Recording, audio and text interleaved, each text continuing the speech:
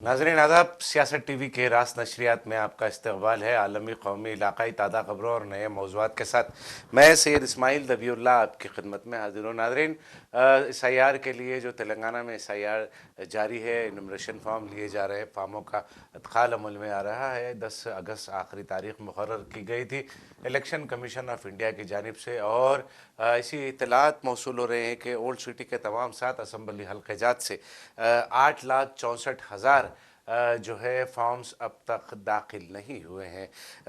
इस तरह का हालांकि बड़े पैमाने पर शऊर बेदारी मुहिम भी चलाई गई, मुख्तलिफ रदाकाराना तंजीमों की जानिब से, सियासी जमातों की जानिब से शऊर बेदारी मुहिम चलाई गई और सहूलतें फ़राहम की गई, हेल्प डेस्क कायम किए गए और लोगों के घरों तक जो है BLOs को पहुंचाने का काम किया गया। सियासी जमातों ने अपने BLAs मुकर्रर किए थे, उसके बावजूद भी ये ख़बर इत्तलात मिल रही है कि अब तक जो फार्म जमा किए गए हैं, जो फार्म नहीं जमा किए गए, अंग्रेज़ी रोज़नामे टाइम्स ऑफ इंडिया की एक रिपोर्ट के मुताबिक 18,45,555 फार्म, जो कि शहर के कुल वोटरों का 38.96% तनासुब है, ये फार्म दाखिल नहीं किए गए।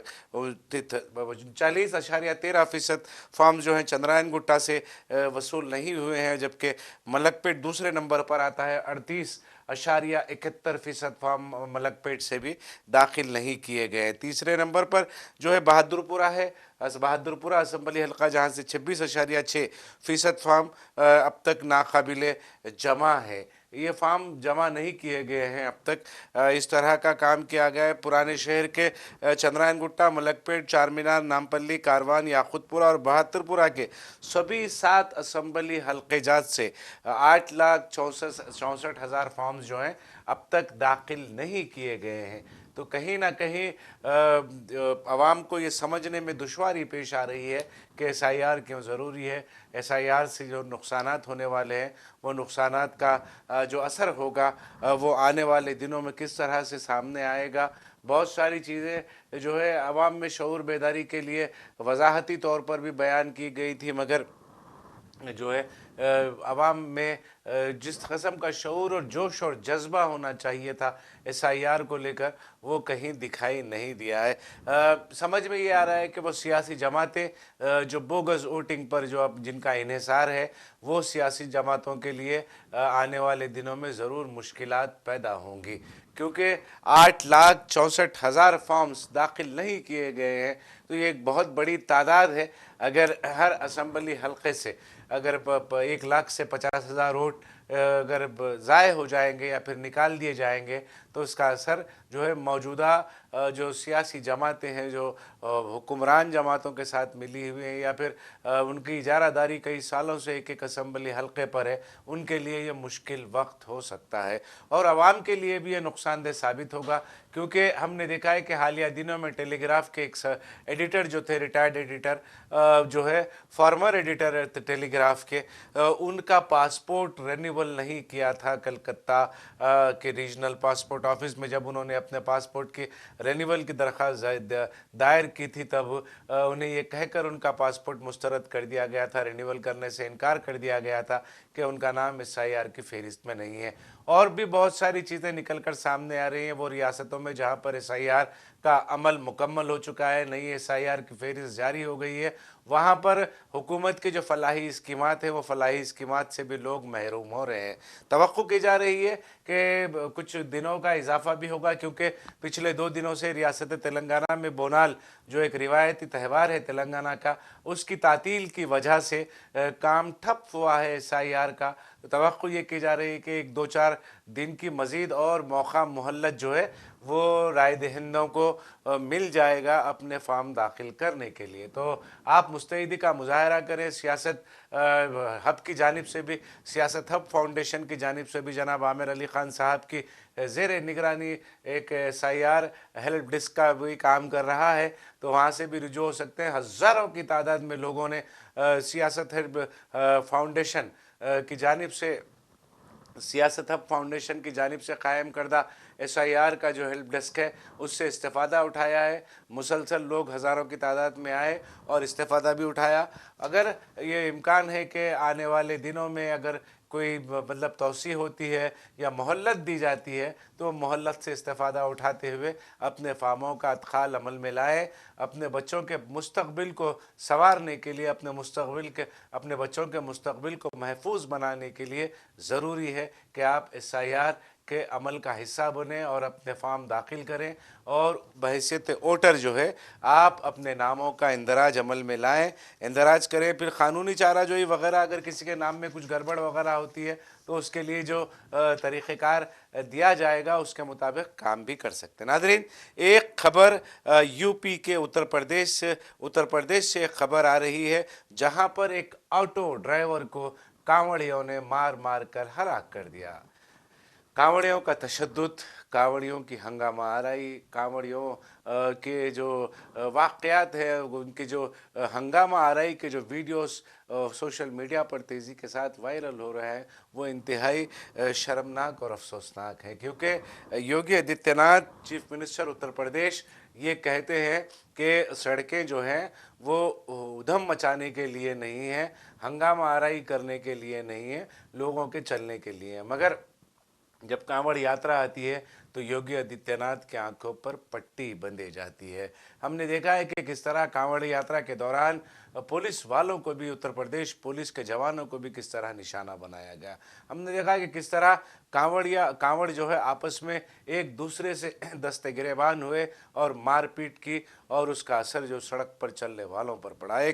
अब ये खबर आ रही है कि अजीम नामी एक 24 साल नौजवान को मुरादाबाद से जिसका ताल्लुक़ है उसको बेदर्दी के साथ पीटा गया, मारा गया और फिर वो अस्पताल में इलाज के दौरान फौत हो गया, हलाक हो गया, जाँ बहक हो गया। ये अजीम का वाक़या है। लेकिन अफसोस की बात यह है कि ज़िले हापुड़, उत्तर प्रदेश के ज़िले हापुड़ की पुलिस ने जो है अजीम के ख़िलाफ़ ही इक़दाम क़त्ल का एक मुक़दमा दर्ज कर लिया है। ये इंतहाई अफसोसनाक अमल है। हमने देखा है कि एक रिसेंटली मैं देख रहा था कि उत्तर प्रदेश के बदायूं में एक चिकन की दुकान जो है कांवड़ यात्रा के रास्ते पर एक दुकान है, होटल है और एक नौजवान है, वो जो है चिकन वहाँ पर बिरयानी फ़रोख्त कर रहा था तो उस पर मुक़दमा दर्ज किया गया, उसको गिरफ़्तार कर लिया गया और फिर उसकी दुकान का, उसकी होटल का एक हिस्सा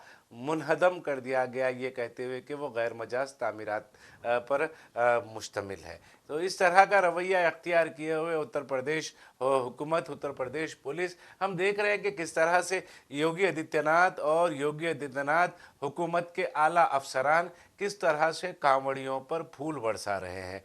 इसका मतलब ये है कि जब इस बात का यकीन हो जाएगा कि इंतज़ामिया उनकी अपीसमेंट पे लगा हुआ है, उनकी आवभगत पे लगा हुआ है, कांवड़ियों की खुशामद पर मामूर हो गया है जो है उत्तर प्रदेश इंतज़ामिया, तो फिर उनके हौसले बुलंद होंगे और फिर इसी तरह के वाक़यात होंगे और फिर हंगामा आराई होगी, कत्ल गारतगिरी होगी और लोगों के साथ मारपीट के वाक़यात आम होते जाएंगे।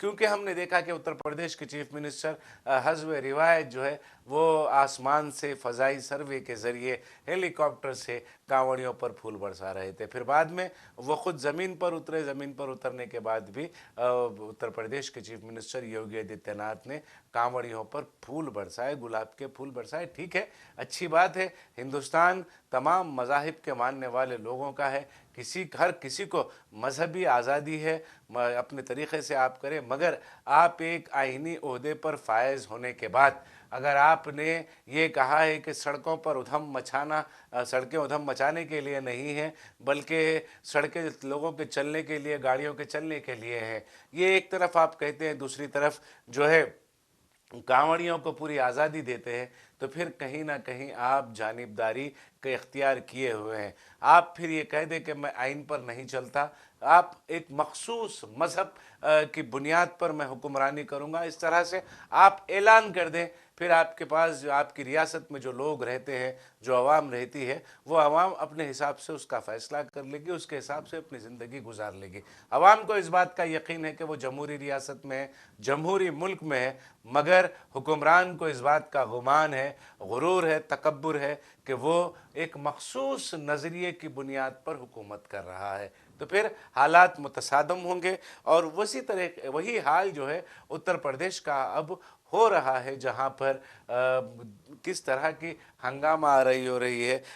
अजीम को क़त्ल कर दिया गया और फिर कमाल की बात यह है कि वो अजीम के ऑटो में सवार 10 दर्जन लोग, 6 लोग, 6 से 7 लोग थे, उन पर भी इक़दाम क़त्ल का मुकदमा दर्ज किया गया है। उन्हीं को जिम्मेदार ठहराया जा रहा है अजीम के क़त्ल का। ये किसी तरह से पता नहीं उत्तर प्रदेश पुलिस कहाँ से पहलू तलाश करने में आसानी हो जाती है उत्तर प्रदेश पुलिस को, कि वो आसानी से एक नया पहलू तलाश करते हैं और सारे वाक़ये को पलटने का हुनर उत्तर प्रदेश पुलिस के पास है। ऐसा लगता है कि उत्तर प्रदेश पुलिस के भी हाथ पैर बंधे हुए हैं और वो जो है कहीं ना कहीं अपने प्रमोशन के लिए या फिर हुक्मरानों की नज़र में आने के लिए या फिर इलाकाई सतह पर अपने इख्तलाफात का बदला निकालने के लिए इस तरह के उमूर अंजाम देते हैं। बीजेपी के एक रुकन पार्लियामेंट है जनार्दन मिश्रा ने E20 पेट्रोल के हवाले से जो है बयान दिया है, वो इंतहाई चौंका देने वाला और फिर जो है वो सोचने पर मजबूर कर देगा इस मुल्क की आवाम को। जनार्दन मिश्रा ने कहा है, बीजेपी के एमपी हैं, जनार्दन मिश्रा ने कहा है कि खालिश पेट्रोल कहाँ से आएगा, तुम्हारे बाप के घर से आएगा। इस तरह का सवाल जो है जनार्दन मिश्रा ने लोगों से किया है। ये वो उस वक्त किया ये सवाल जब E20 जो पेट्रोल है, इथेनॉल से तैयार होने वाला पेट्रोल है, वो पेट्रोल के हवाले से लोग उनसे सवाल कर रहे थे, लोग उनसे पूछ रहे थे। तो फिर उन्होंने कहा कि हिंदुस्तान में सिर्फ 20% पेट्रोल मतलब की पैदावार है, खाम तेल जो क्रूड ऑयल जिसको हम कहते हैं, वो 20% ही यहाँ पर दस्तियाब है, बाकी 80% हमें बैरूनी ममालिक से मंगाना पड़ता है। 80% की खपत कहाँ से होगी? तो लिहाजा इथेनॉल को वो जस्टिफाई करने के लिए इस तरह का बयान दे रहे थे। जब सवालात का सिलसिला तेज़ हुआ तो फिर जनार्दन मिश्रा ने कहा कि पेट्रोल, खालिश पेट्रोल कहाँ से लाएंगे, क्या तुम्हारे बाप के घर से लाएंगे? ये बीजेपी कायदीन की आदत रही है, जब कभी उनसे सख्त सवाल पूछे जाते हैं या तो वो हिंदू मुसलमान करने लगते हैं, या फिर बाबर और औरंगज़ेब का जिक्र करने लगते हैं, या फिर हिंदुस्तान पाकिस्तान की बात शुरू कर देते हैं, या फिर इस तरह की ओजी हरकतों पे या फिर इस तरह की बयानबाजियों पर उतर आते हैं, जिस तरह की बयानबाजी बीजेपी के रुकन पार्लियामेंट जनार्दन मिश्र ने की है। जनार्दन मिश्रा ने मुतनादा बयान देते हुए कहा है कि क्या पेट्रोल, प्योर पेट्रोल, खालिश तेल जो है, पेट्रोल जो है, आपके बाप के, तुम्हारे बाप के घर से आएगा क्या?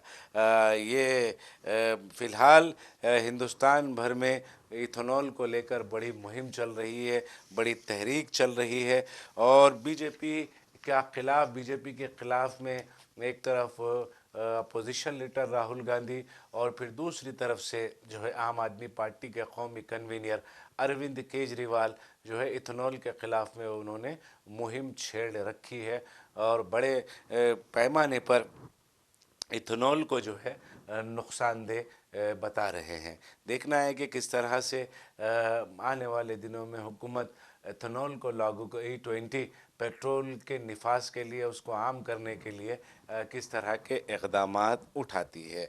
हम रुख करते हैं झारखंड के रांची का, जहां पर जो है स्टूडेंट लीडर महातो की जो है भूख हड़ताल जो है वो 90 दिन में पहुंच गई है और फिर आज जो है असेंबली घेराव का ऐलान 10 अगस्त को जो प्रोटेस्ट करने वाले मुजाहिरीन हैं वहाँ पर तो कॉकरोच जनता पार्टी हिमायत के लिए पहुँची थी, आयशा वहाँ पर हिमायत के लिए पहुँची थी और फिर आयशा लीडर नेहा के साथ किस तरह का सलूक हुआ आपने देखा ही है।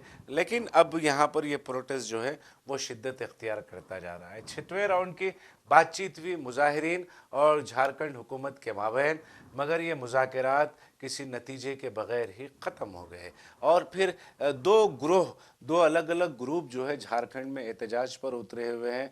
महातो का एक ग्रुप है और एक दूसरा ग्रुप है, और दोनों ग्रुपों में से महातो के ग्रुप ने ये कहा है, हुकूमत पर इस बात का इल्ज़ाम लगाया है कि हुकूमत एहतजाज को दो टुकड़े करने की कोशिश में, साजिशों में मसरूफ़ है।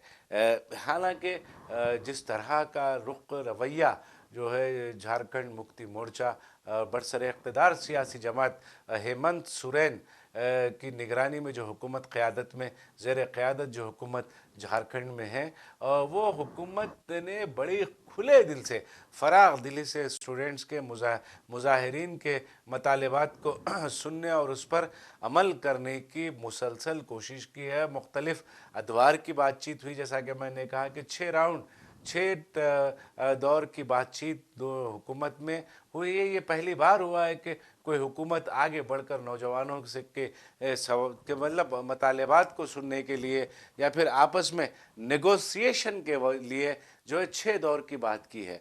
लेकिन कहीं ना कहीं जो है ये वो स्टूडेंट्स को, नौजवानों को इस बात का खदशा है कि हुकूमत साजिश कर रही है। इसी दौरान खबर ये भी आ रही है कि झारखंड पब्लिक सर्विस कमीशन के जो JPSC के तीन अहम रुकन जो थे, उन्होंने अपना इस्तीफ़ा भी पेश कर दिया है। एक अच्छी खबर है मुजाहिरीन के लिए भी। कहीं ना कहीं इक़दामात को मनसूख करने का, नताइज को मनसूख करने की बात जो है मुजाहिरीन कर रहे हैं। मुजाहिरीन की जानिब से ये कहा जा रहा है कि दोबारा जो है इम्तहानात JPSC के जो इम्तहानात है दोबारा उनका इनेकाद अमल में लाया जाए। तकर्रुरी के लिए इम्तहानात अमल में आए थे और बड़े पैमाने पर धांधलियों का स्टूडेंट्स ने इल्ज़ाम लगाया है। नाज़रीन, एक खबर मीटा की जानिब से। मीटा वो प्लेटफॉर्म है जिसके ज़रिए से आप फेसबुक, इंस्टाग्राम और जो है व्हाट्सएप जो है इस्तेमाल करते हैं। मीटा प्लेटफॉर्म के तहत ये तमाम चीज़ें आते हैं। और मीटा की हालिया दिनों में पार्लिमानी कमेटी से जो है मुलाकात हुई थी मीटा इंडिया के ज़िम्मेदारान की। उसके बाद से मुसलसल ये इत्तलात मौसूल हो रही हैं कि इंस्टाग्राम हो या फेसबुक हो या फिर यूट्यूब हो या फिर दूसरे जो वो प्लेटफॉर्म्स जहाँ पर मीटा सरगर्म है और मीटा के तहत ये प्लेटफॉर्म्स पर काम होता है, सोशल मीडिया पर काम होता है, वो तमाम सोशल मीडिया प्लेटफॉर्म्स कहें या सोशल मीडिया अकाउंट्स कहें, उनको महदूद कर दिया गया है। हमने देखा कि हालिया दिनों में अरविंद केजरीवाल ने भी ये बात की शिकायत की थी और अपने जो इंस्टाग्राम अकाउंट का जो है स्क्रीनशॉट उन्होंने पोस्ट किया था ट्विटर एक्स पर। इसी तरह बहुत सारे नौजवानों की भी शिकायतें आ रही हैं कि जो हुकूमत के ख़िलाफ़ में जो पोस्ट हैं और या फिर हुकूमत के ख़िलाफ़ में जो कंटेंट है, वो कंटेंट को दबाने की कोशिशें अब शुरू हो गई हैं। नया क़ानून भी लाया गया है, IT के शोबे में तरमीमात लाए गए हैं। तरमीमात के हवाले से ये कहा जा रहा है कि अब उन अकाउंट्स को भी, सोशल मीडिया अकाउंट्स को भी बंद करने के इख्तियारात हुकूमत के हाथ में आ गए हैं, जिसके ख़िलाफ़ जिस पर उन्हें ख़दशा है कि वह हुकूमत या वज़ीर आज़म नरेंद्र मोदी या फिर वज़ीर दाखिला अमित शाह या फिर हुकूमत के किसी भी सरकर्दा लीडर के ख़िलाफ़ में कोई पोस्ट करेगा। तो इस तरह के बातें भी मुबैना तौर पर निकल कर सामने आ रही हैं। मगर मीटा की जानिब से पार्लिमानी कमेटी से माज़रत के बाद, माफ़ी मांगने के बाद, यह मुसलसल देखा जा रहा है कि किस तरह से मुखालिफ BJP मवाद को जो है हटाने का काम किया जा रहा है इंस्टाग्राम से, फेसबुक से और दूसरे मेटा के तहत आने वाले प्लेटफॉर्म से। एक खबर जवाहरलाल नेहरू यूनिवर्सिटी से है। जवाहरलाल नेहरू यूनिवर्सिटी में एक तकरीब मुनक्किद होने वाली थी। वो तकरीब थी कि फ्रैक्चर कम्युनिटीज़ नामी एक किताब, जिसके जो मुसन्निफ़ हैं वो जेल में क़ैद JNU स्टूडेंट्स यूनियन के साबिक़ा लीडर उमर खालिद की लिखी हुई किताब थी फ्रैक्चर कम्युनिटीज़। फ्रैक्चर कम्युनिटीज़ के हवाले से एक मुबाहिसा जो है जवाहरलाल नेहरू यूनिवर्सिटी के ऑडिटोरियम में मुनक्किद होने वाला था, मगर यूनिवर्सिटी इंतज़ामिया ने उसका जो प्रोग्राम था वो प्रोग्राम को मंसूख कर दिया और बुकिंग को ख़त्म कर दिया, मंसूख कर दिया।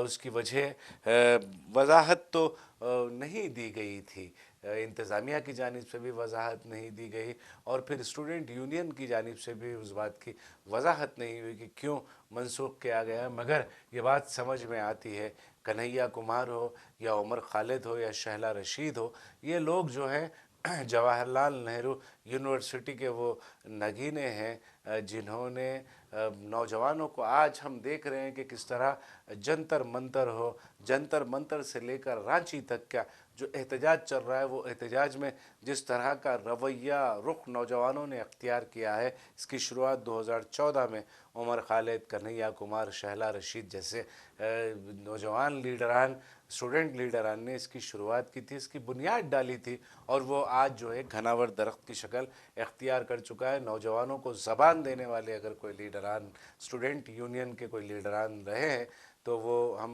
बवांग दहल ये बात कह सकते हैं कि वो कन्हैया कुमार, उमर खालिद और शहला रशीद और बहुत सारे ऐसे हैं जिनके नामों का तस्करा हम नहीं कर सकते क्योंकि मुझे वो नाम अब फ़िलहाल याद नहीं आ रहे हैं, मगर ऐसे बहुत सारे लीडरान हैं जिन्होंने डट कर फ़िरका परस्ती, फिस्तायत के ख़िलाफ़ में आवाज़ उठाई और फिर अपना हक़ इंतज़ामिया से हो या अपना जमहूरी हक़ जो है वो इंतज़ामिया से लेने की मुसलसल कोशिश की है। तो अब किताब की रस्म इजराई थी और उस पर बहस थी, मगर बहस को और किताब की रस्म इजराई की तकरीब को जवाहरलाल नेहरू यूनिवर्सिटी इंतज़ामिया ने मनसूख कर दिया है। नादरीन, अगर हम बात करेंगे तो फिर एक एक एक मामला ये है कि दारुल उलूम देवबंद में के जो बुनियादें हैं वो बुनियादों में हिंदू रक्षा दल जो है वहाँ पर शिवलिंग का दावा पेश कर रहा है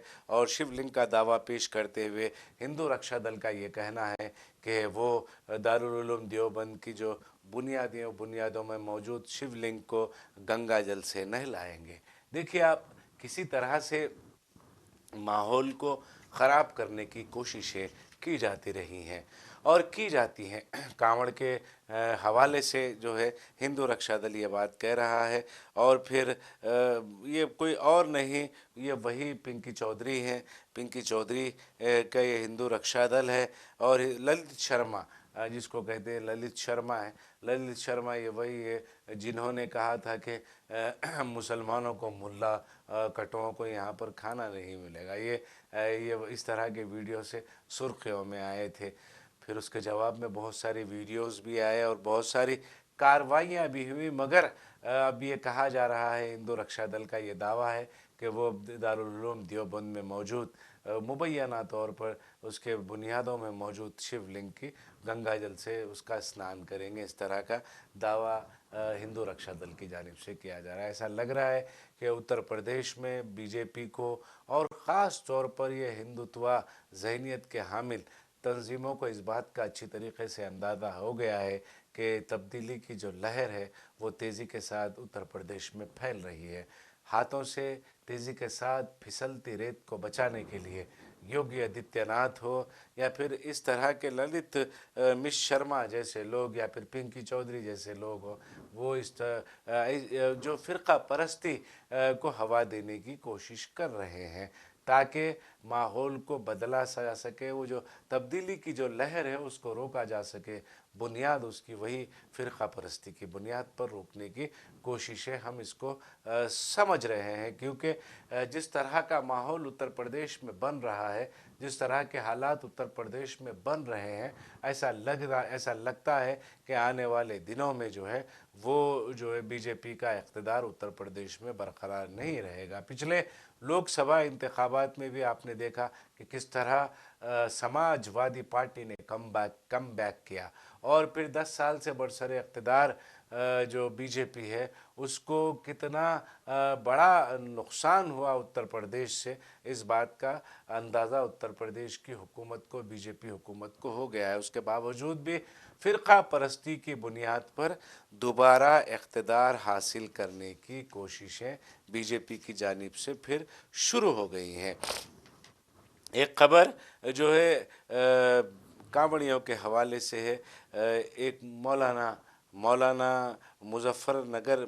ज़िला मुजफ्फरनगर के ऑल इंडिया इमाम एसोसिएशन के मौलाना सज्जाद रशीदी ने एक बयान दिया था कांवड़ियों के तशद्दुद के ख़िलाफ़ में। जैसा कि हमने इब्तिदाई में कांवड़ियों के तशद्दुद के हवाले से बात की थी, उसी बात को अपने अंदाज़ में सज्जाद रशीदी ने बयान किया था। ऑल इंडिया इमाम एसोसिएशन के जो सदर हैं उन्होंने ये बयान दिया था, इस पर उनके ख़िलाफ़ एक मुक़द्दमा दर्ज हो गया। तो नाज़रीन, मुझे इशारा मिल गया अपनी बात को ख़त्म करने का। सियासत टीवी के दीगर प्रोग्रामों से आप जुड़े रहें। हमारा ये प्रोग्राम आपको कैसा लगा, आप ज़रूर अपनी राय कमेंट बॉक्स में अरसाल करें, और सियासत टीवी की सारी टीम को अब दें इजाज़त। खुदा हाफिज़।